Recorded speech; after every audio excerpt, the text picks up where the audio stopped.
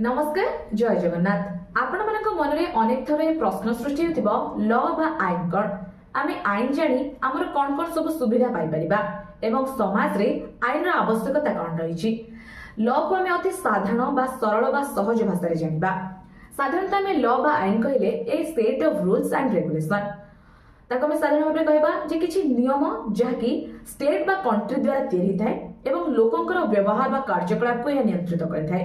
जदि लॉ न थांता आपण मानकर इच्छा मुताबिक आपण माने कोनोसी क्राइम ऑफेंस करिथाते। जेहेतु लॉ रहिछि आपण मानकर गोटे डर रहुछि कोनोसी गोटे अपराध कले आमे आईन अनुसार दंड विधान पाइबा बा कोनोसी अपराध कले जे कोनोसी व्यक्ति अपराध कले से आईन अनुसार दंडित हेबो।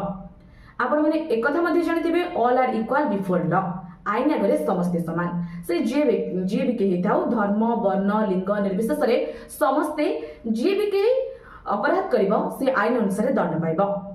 तेणु आमर समाज रे मनुष्य मानकर बा आम मानकर व्यवहार को नियंत्रण करिया पई समाज रे अपराध को रोकिबा पई लॉ र आवश्यकता निश्चय रहिछि।